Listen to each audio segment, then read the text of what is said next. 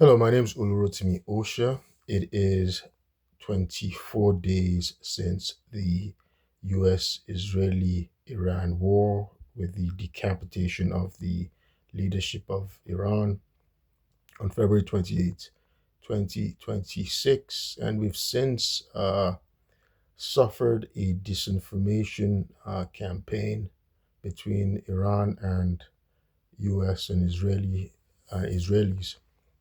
Of course, um, apart from the battle waged by the military of the opposing sides, they also engage in uh, information and propaganda wars. Right, propaganda wars. This is very consistent with history. I remember growing up in Nigeria, and I knew a song that we all sang. Hitler has only got one ball. Hitler has only got one ball. Hitler has only got one ball. So that was a song the British soldiers sang in the Second World War when they were engaged in a war against the Nazis. And of course, that was a form of propaganda war against Adolf Hitler and the Nazis. So just to make the Nazis uh, who idolized Hitler make they were trying to bring him denigrate Hitler, whom was of course idolized by the Nazis and the military, and so although subsequent um, medical research does indicate that Hitler had one ball that hung in a different way. I don't know. I'm not going to go into that. But anyway, that's an example of a propaganda war, right? So one side uh, misrepresents the casualties on another side, and they also, of course, continue to demonize the acolytes or the adherents or the military force of the other side, and that's what's going on now. Of course, there's been this propaganda war.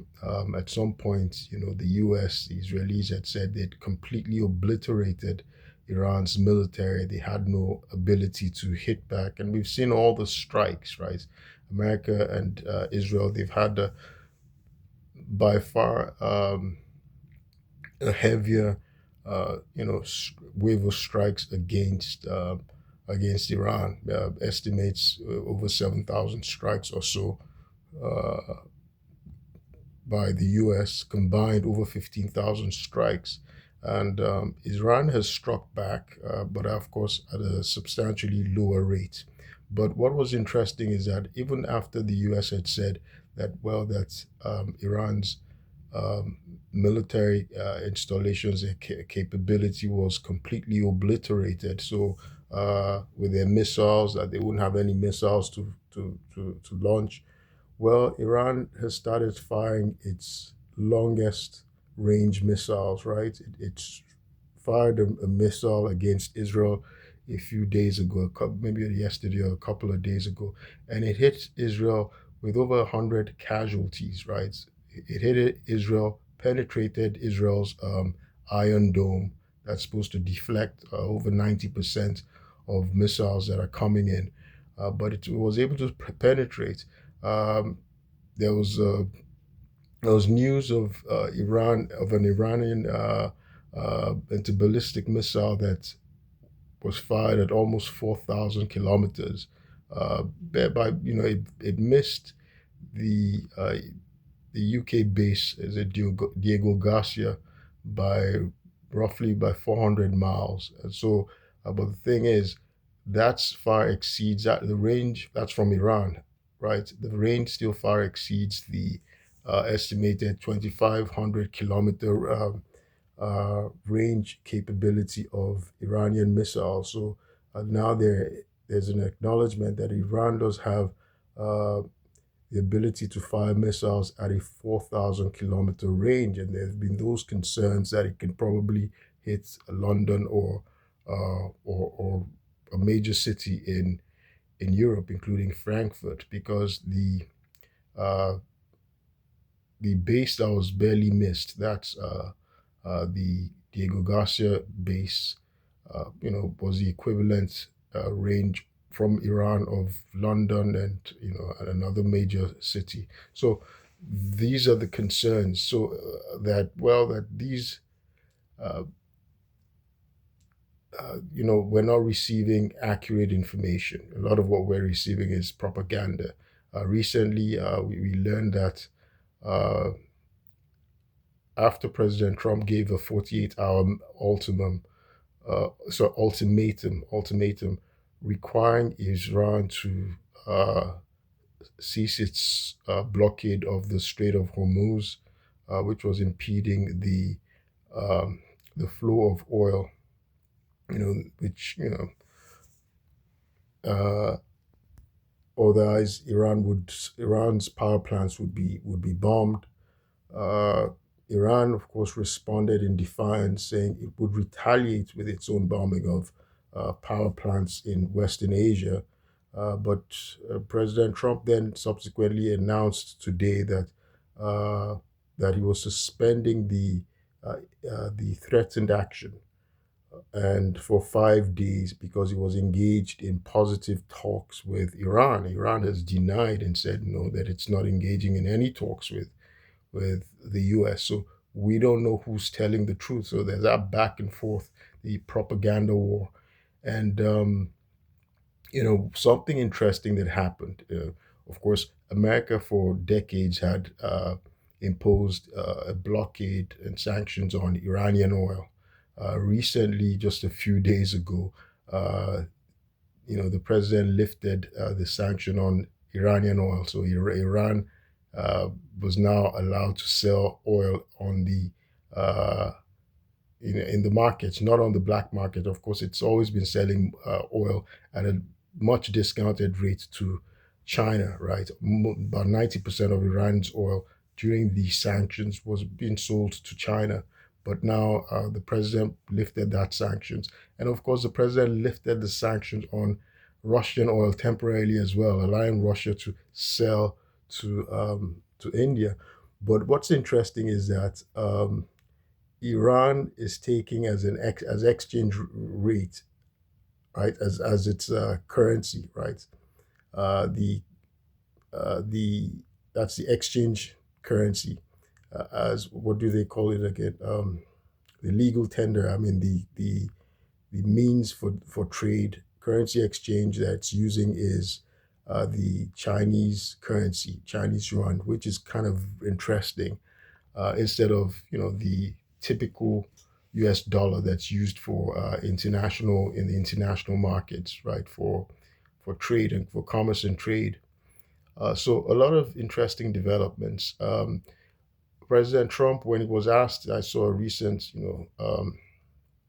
news reporting that in which he indicated that um, although he hadn't been talking with the current supreme leader of Iran, that's Moshtaba Khamenei. He said that he intended to, and he was asked who was going to be controlling the Strait of Hormuz after this conflict. He said he intended to, and while working with the Ayatollah, an Ayatollah, so he still has that mindset that he's going to impose an Ayatollah that's going to be a puppet to his will or America's will. Interestingly, again, I saw another uh, uh, uh, news reporting an interview of the former Secretary of Defense, a very brilliant Secretary of Defense who has a PhD, General Jim Mattis, and he said that there's no way he doesn't see um, the possibility of a regime change in Iran, that America's just going to have to deal with whoever that they have. And he indicated that apart from using military force, right, to influence, America's opponents or enemies in the world, that America has other tools, including education, America's allies, and these are things that are being undermined in this administration, right? Education. This was very, very significant. Education was a huge factor that America used to influence the world, American education. America was a leader. And of course, America's allies. Was admired and had allies everywhere, all over the world. But now, of course, we're seeing a change in policy in which America is apparently alienating its allies, even threatened NATO, which NATO nations, which are sort of, and these are European nations, and they're sort of lukewarm towards America. And, right now with the ongoing war with Iran, and that's because the government had threatened, the president had threatened to seize Greenland, sort of talking to them in disparaging terms, right, without not showing them uh, respect. But in any event, something I wanted to point out, I wanted to discuss was the apparent, um, the apparent lack of um, shrewd insight as to the workings, the geopolitics, right, and how we are in a multipolar world today and how to navigate that multipolar world, right? America can still be a leader, right? And a leader amongst equals, as you could put it, right? A leader amongst equals, you recognize there are other powers as well. But America can still be the leader amongst powers uh, that exist in a multipolar world if it uses soft power, if it uses diplomacy, if it treats its allies with respect and other parts of the world, right? Instead of, harking back to an era of law of the jungle, might is right, and something from straight out of the ark, and it makes one concerned that it looks like they're like whack jobs that seem to be advising the president right now. Interestingly, U.S. intelligence is providing the president with excellent information, right? All the intelligence, the military top brass, when you hear them in the news when they're talking, they all say, well, going to war with America, America going to war with Iran is ill advised, right? There are other means that America can use. Ill advised, right? It would be an unwinnable war, and it could actually lead to the destruction of America's influence in the world and its power, right? It would be like a Pyrrhic victory, right? Because Iran would never surrender.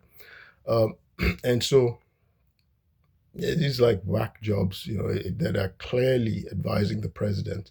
It's interesting that I just wanted to point out. So in a government, you have people who are career civil servants, right? Those don't change, right? And they have different stages. But over them, right, are the political appointments by every new administration, right? So they have to take directives from these political appointments. And that's where the problem is, right? The president is seems to be installing sycophants that are straight out of the ark. Many of them are whack jobs. They're actually literally nuts, right? If they can't understand the world, they seem to be reading the world from a colonial perspective during the age of imperialism, and they don't, where there was little information, but the West had an outsized military power compared to the rest of the world. And then the West could just use gunboat diplomacy, right? Gunboat diplomacy. They'd have their gunboats stay at the shore. They'd bomb a king out, his defenses out of existence, and they'll just install a a puppet, right, that would do their bidding, right? That was all the criteria that they used to install someone, and it looks like that's what the president thought he could do. That okay, he could decapitate, you know, kill the leader of Iran and install a puppet. That hasn't happened. We've been in this ongoing battle, this ongoing conflict. It's a war, right? And it's not an excursion as the president thought it would be. So clearly, we're not in 19th century, right? We're not in the 19th century. This is 2026. Things have changed. Um, and this is a reason why I can easily see this straight out of the arc um, uh, colonial uh, uh, colonial imperialist era mindset is because this was what was done in. I'm from Nigeria, right? Originally, I'm an American citizen. I always have to put this out there in this era of ICE raids. Um, this was done in Nigeria, right? In many communities in Nigeria, where the British would use gunboats, diplomacy, bomb a king, seize that, depose that king, and then install a plebeian. This is what they would do: a plebeian, a commoner, somebody who doesn't even have any aristocratic background. They just, but someone who was going to do their bidding, right? In Lagos, they did it. They bombed and deposed King Kosoko. He was a trade because he was a trade dealer. I don't support trade dealing. I'm just narrating history now. So they deposed a king who traded in the slave trade. The British wanted to end the slave trade, and they put someone who was an anti uh, slave trade activist, right? Akitoye, right? And they made him a king. And you see, this is their pattern, right? So America seems to be trying to follow the playbook of the British, the British imperial era, right?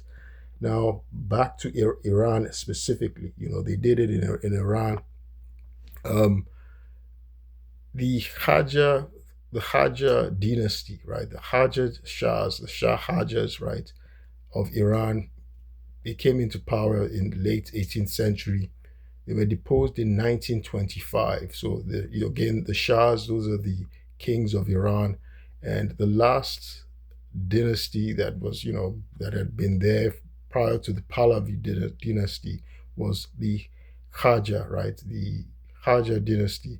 So there was a guy called Ahmad Shah Khaja. He was deposed in 1925, and the British put a puppet they sponsored. Right, he was an illiterate. He didn't come from an aristocratic background. He came from an impoverished background. He wasn't even Persian, right? He was a Mazani. That's Reza Shah Pahlavi, right? The founder of the Pahlavi dynasty. He was an illiterate, right? He probably had native intelligence, right? But he never had any formal education, complete illiterate. He became a brigadier general. How somebody who didn't have military training, didn't come from an aristocratic background. Back then, the tradition in Europe was to make people from aristocratic backgrounds, the ones who were the officers in the military, right? That's what they do in Britain. But it was what they were doing in Britain. But here was someone, uh, even though Iran had a long line of nobility, right?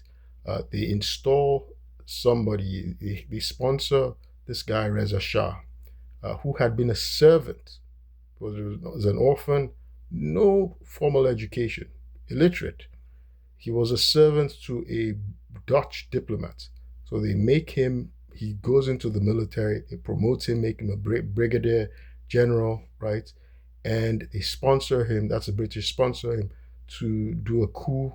Ultimately, he deposed the weak Shah of the Khaja, the Shah Khaja dynasty, right? And he was deposed. He was exiled, and he becomes the subdued Iranian parliament, the Persian parliament. They're called the Majlis. They eventually elected him to be the new Shah, to be the king of Iran. So he was able to do the work job for the British. The British wanted stability, right? And they wanted to be able to keep the Soviets out of Russia, right? And they wanted that access to the oil because the British had bought 51% of the oil, the concession agreement that had been made to a British businessman by the name of William Knox Darcy, right? So the British bought that concession agreement. So they basically controlled Iran's oil, right? They controlled Iran's oil through the Anglo-Persian Oil Company. And so they wanted a king they could control. Now, when there was somebody, a prime minister that was elected democratically, right, who uh, came from an aristocratic background, that was Mossadegh that they talk about. Mossadegh was a descendant of Persian kings, He came from an aristocratic background. He had a PhD in law. He studied in Switzerland. He studied at Sorbonne. The king, the king that had him arrested, right? The king, he had been arrested at some point under Reza Khan. Reza Khan was brutal, right? He created a secret police, the Savak, and they basically controlled and oppressed the any form of opposition and dissent of the Iranian people. So there was a dictatorship under the Pahlavis. So not to misrepresent facts and make it seem like the Pahlavis had some kind of democratic government. No, they didn't. They were absolutists. They were autocrats. They were the ones who oppressed the Iranian population in order to serve as puppets to the British and facilitate the flow of oil. That was what they did. And again, like I was saying, Reza Khan was somebody who was an illiterate. The British made him a brigadier general, sponsored his coup to overthrow the legitimate Shah of Iran, who came from a long line of Iranian kings. They removed him, and Reza Shah, who had been, he came from plebeian, he was commoner background, no affiliation uh, with any of the aristocratic families or dynasties or kings of Iran, uh, but he was an appropriate puppet for the British. Now, did he have native intelligence? Yes, he did. He did, right?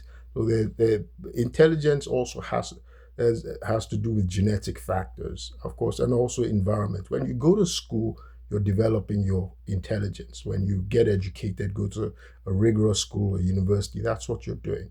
But for people who can't go to school, some people are fortunate that they have some form of native intelligence. So Reza Shah clearly had this native intelligence, and you see it even in his son. Now, he did send his son to study at Switzerland, sent him to military school, but this same Reza Shah was deposed again uh, at the inception of the Second World War in 1941, right? So they could maintain that flow of oil through a British Russian invasion, British USSR invasion. They wanted to keep the flow of oil and keep the access, any potential access or collision with the Germans, right, to prevent any potential collision or alliance between Iran, which was supposed to be neutral anyway, and Germany, because Reza Shah admired Adolf Hitler because both of them they came from undistinguished backgrounds. Adolf Hitler himself, of course, was a school dropout who had been an unemployment, he had been an unemployed riffraff, right? So they admired one another. That both of them had been, they came from undistinguished backgrounds, and they were now leading their respective nations. So it is a challenge, right? Not that I'm not trying to be elitist, but I'm just observing history, right? Uh, when there are people who come from, they, I don't know, but I'm just narrating what happened in history when they had this wild man, this whack job in Germany, right, who uh, was a commoner, had never accomplished anything in his life, never shown any form of discipline, and we see the horrors he did. And this has been a pattern of the British, and America's trying to borrow from this playbook. The British have had a pattern of looking for some commoner that has nothing, right? Has is isolated, is alienated, and but they feel that if they can control him, if they can be his patron, that they can control their access to some colony, right? To some uh, nation that they could, whose resources they are able to control. They did this in Uganda. Every time we all know of Idi Amin, right? Idi Amin was an illiterate. He didn't even have an elementary school education. The president of Uganda at that time, Milton Obote, was university educated. Idi Amin did not even have an elementary school education. but he was promoted by the British. He became commander of the armed forces of Uganda, right? This was an illiterate man. So they look for someone who's a commoner, who is brutal, who can be brutalize, right, their own people. And they can reward that person with money and wealth. Reza Shah would take all would disenfranchise,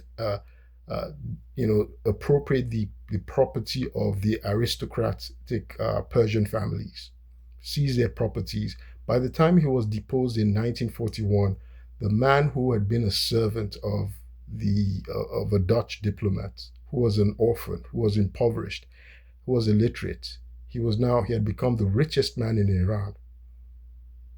He left his son, who the British, uh, who replaced him.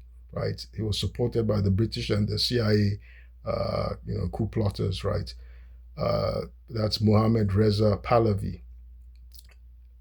His father, the deposed king Reza Shah, left him 3 million, about 3 million, was it $3 million or £3 million in cash in his bank accounts. This was a long time ago. This was in 1941.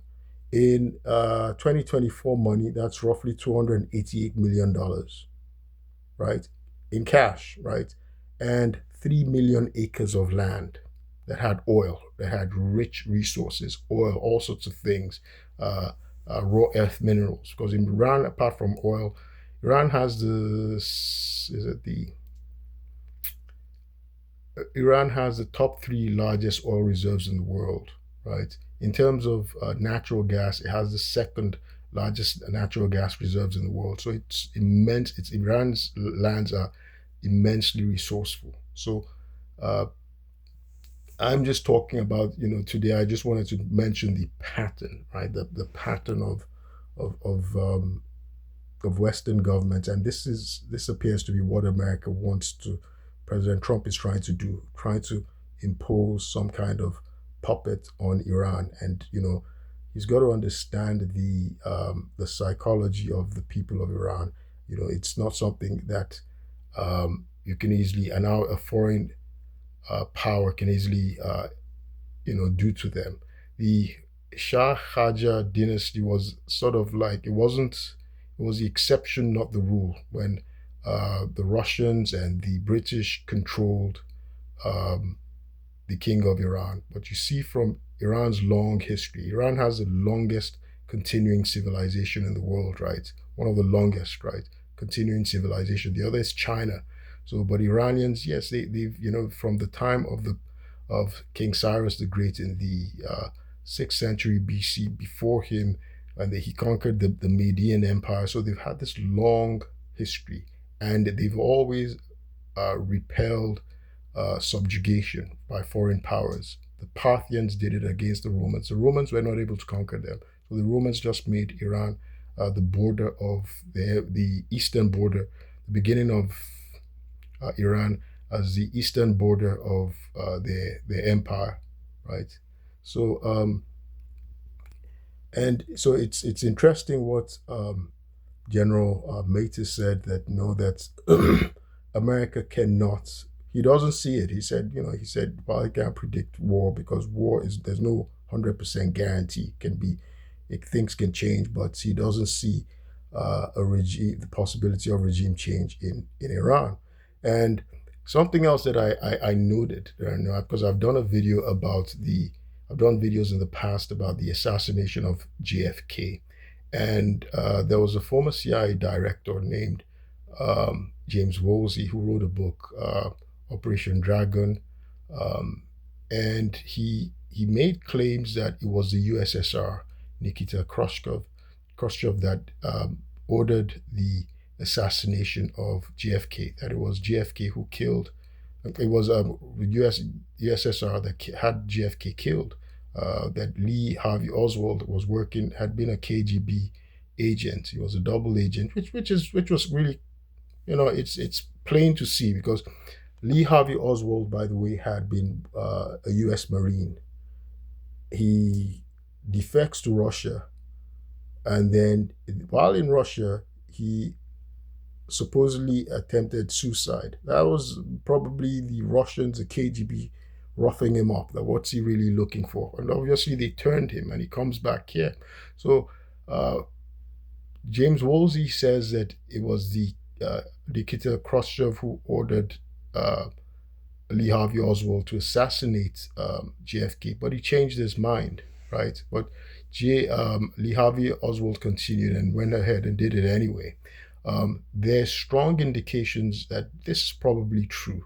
The reason I want to say it's probably true is the way Lyndon B. Johnson um, responded uh, in the aftermath of JFK's assassination. And Lyndon B. Johnson, in his first speech, what he reiterated, what he emphasized was the strength, the continuity, and the unwavering nature of the United States government. And this is very similar, right?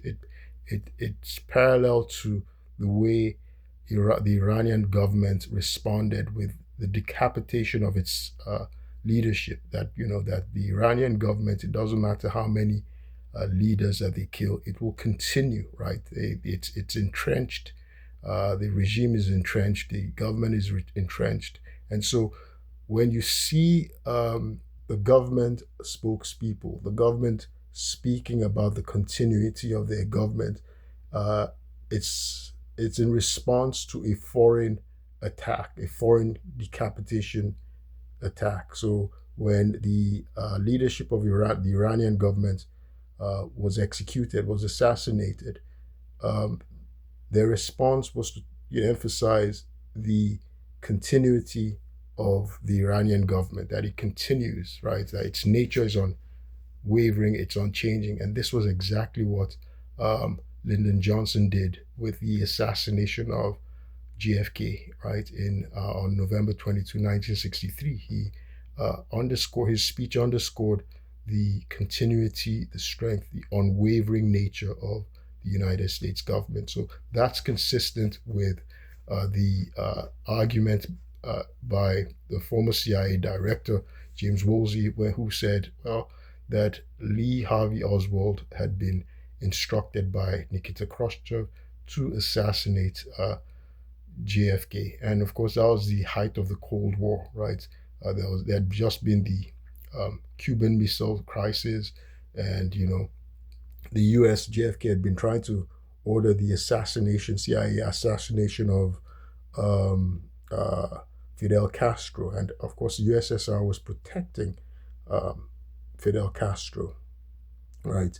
Apparently, and there was all sorts of defections. There was also an espionage war between the United States and the USSR. So interestingly, in 1961, there had been a defection by a high-ranking, you know, government official from the Soviet Union, uh, Anatoly Golitsyn. And interestingly, Golitsyn, it is said, had said, well, there's going to be a disinformation campaign from the USSR, from the KGB. They're going to have false defectors.